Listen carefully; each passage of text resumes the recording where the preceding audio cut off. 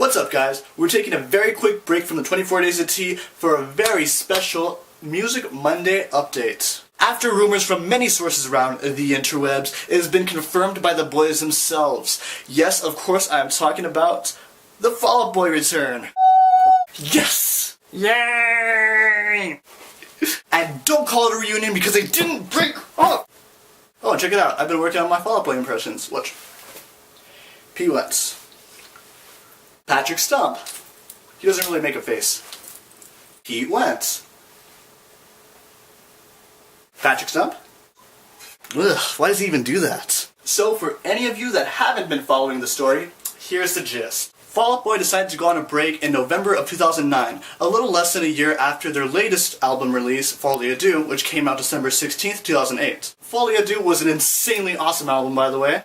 During the hiatus, Pete Wentz went on to form a ska, dance, electronic, pop, rock, Latin, metal, rock, blues, bluegrass group called the Black Cards, which then proceeded to release about 5 songs in a matter of 3 years. Sad but true. Joe Showman and Andy Hurley teamed up with members from Anthrax and Every Time I Die to form a hard rock group called The Damned Things. Joe was also the lead singer of the band with Knives, and Andy went on to play drums in pretty much every hardcore record ever made. Patrick Stump pursued a solo career playing music that can only be described by 2 words: soul punk, which was probably my favorite Fall Out Boy side project. I even got to meet Patrick last year. Yay! You see this? He signed this. Patrick Stump touched this freaking wristband.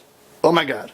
Oh my god, fanboy status. And a few months ago, all of a sudden, every 4 members got really quiet in social media, which seemed very suspicious. Quite suspicious. Then, this past Saturday, several late-night schedules had Fall Out Boy billed to perform on Jimmy Kimmel Live on February 13th. Very odd. With this little slip of the tongue courtesy of TV guides everywhere, everybody started talking about Fall Out Boy and the possibility of them playing together again. Well, today, February 4th, 2013, Fall Out Boy punched everyone in the face with a crap load of news. They announced not only the reformation, but released a new song, announced a new album called Save Rock and Roll, and a new tour. The new song is titled My Songs Know What You Did in the Dark. Light 'em up. These are little parentheses. Parentheses, light 'em up. Now, there's been an unreleased Fall Out Boy demo with the same title circulating YouTube and other websites for years. This had me believe that it would be a studio version of that song, kind of like what they did with Alpha Dog and Believers Never Die, their greatest hits album. And well, this was not the case. This is a totally different song just with the same title. And actually, it kind of sounds like a Fall Out Boy song, but not really. It's almost like they tried to write a Justin Timberlake song or something. Folie à Deux was an incredible album, and I thought the song was going to be a lot like that. Now, I've listened to this song about 20 times, I'm not even joking, and it's actually growing on me. Granted, it isn't what everyone was expecting, but since when has Fall Out Boy ever released anything predictable? Now, I remember when they released This Ain't a Scene, It's an Arms Race as the lead single for Infinity on High. My first impression of that song was actually, I wasn't too sure what to think of it. I thought it was like a remix or something like that. To be honest, I wasn't digging it whatsoever.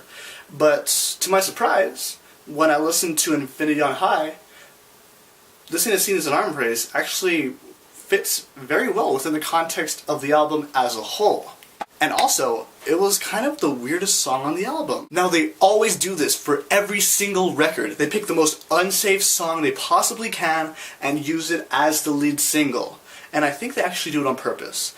And if they do it on purpose, Fall Out Boy, all of them are geniuses. Well, they're geniuses regardless, but this makes them even smarter. See, they want to release the lead single before the record, but they don't necessarily want you to know what the record sounds like.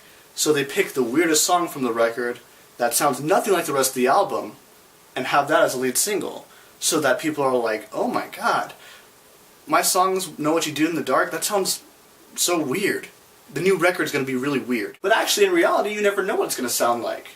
we had no idea. But no matter what, I will be a Fall Out Boy fan until the day I die. I've loved every single song, every single album they've ever released, and I'm sure Save Rock and Roll will be no different. So thank you all for watching, and make sure to give Fall Out Boy lots of love and pre-order their album if you haven't already, and make sure to check out their music video for My Songs Know What You Did in the Dark. Oh, and I will release a new video for the 24 Days of Tea tomorrow. Don't worry, I didn't put that on hiatus. You see what I did there? Didn't put that on hiatus? Fall Out Boy on hiatus? Yeah? No? Make sure to follow me on Twitter @GabeMadrano, and I'll see you guys tomorrow. And don't forget, believers never die.